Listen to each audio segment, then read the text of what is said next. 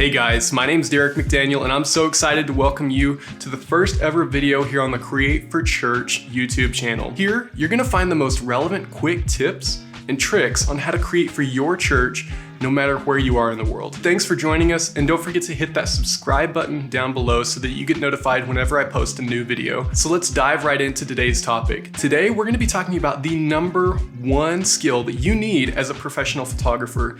And this goes for any field of photography, whether you're shooting for church, whether you're shooting real estate, weddings, automobiles, whatever you're shooting, you need this skill. It does not matter what field you're in. So what is that skill? Well, the number one skill that you need to succeed as a professional photographer is being selective. Now, what does that mean? Being selective is the ability to filter through your images with a critical eye and narrow them down to a select few that will then be distributed, printed, shared on social media, or used for other purposes. So why is being selective so important to your success as a photographer in church or otherwise? Well, for one, if you're taking and processing more images than you're going to use, you're wasting time as an editor. And if you're not the editor, then you're wasting somebody else's time. The other reason is that as photographers, it's so easy to get emotionally attached to our images because it's something that we've created, it's something that we've put time into capturing. It's difficult to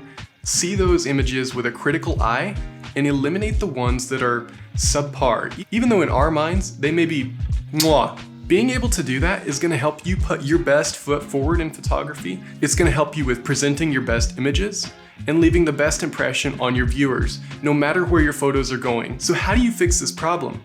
Well, let me throw an example at you. Let's say that you've just finished shooting your Sunday morning worship services. You pop out your SD card, get your photos all transferred over onto your hard drive, and open up Lightroom and import all 500.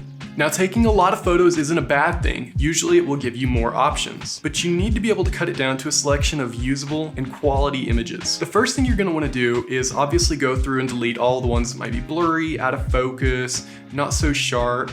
Maybe the subject was moving or you captured them with an unflattering facial expression or in an unflattering position. Get rid of those first thing. That's easy. Next, you're gonna go back through those images and do the same thing one more time. Because usually as photographers, progressively as we're shooting, we get better and better images towards the end of the shoot. I know that's true for myself. So you're gonna go back to the beginning of that set of photos and filter out all the ones that at the beginning you thought, man, these are great. But by the time you get to the end, they're compared to the last handful of photos that you took. You're gonna go through and delete all the ones that don't strike you as quite as impressive that second time through. Now let's say you've got it narrowed down to 25 images. Now that's a great starting point, don't get me wrong, but where are you gonna use 25 images? Rarely ever. Is the average church going to share, publish, or use more than 25 photos in a week? So what do? The next step is gonna be processing these photos.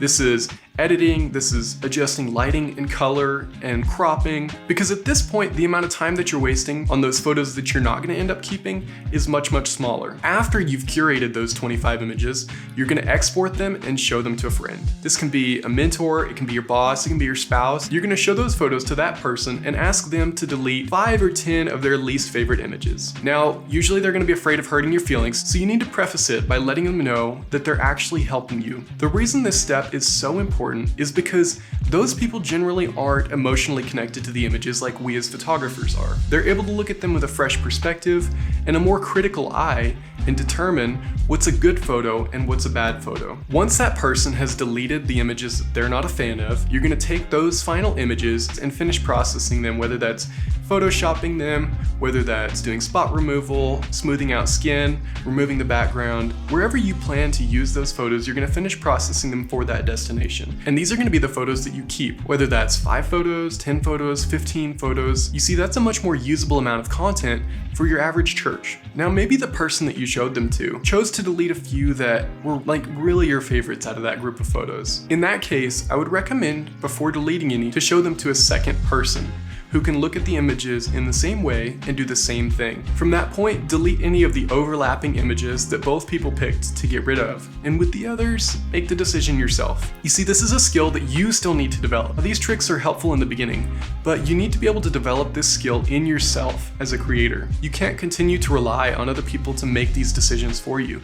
You need to continue to grow as a creator. That's our responsibility. You need to practice this. You need to repeat this process yourself, and eventually get to a point where you don't need to show them to other people, and you're able to detach yourself from those photos and look at them critically and determine the best images to keep. This is the most important skill that will lead to your success as a creator and a photographer. Guys, thanks again so much for joining us here for this very first video on the Create for Church YouTube channel. If you found value in today's video, will you consider liking and sharing this video with your friends so that we can equip more people to create with excellence in their church? Remember, don't forget to subscribe down below and hit the bell so that you get notified anytime I post a new video. I'll see you in the next one.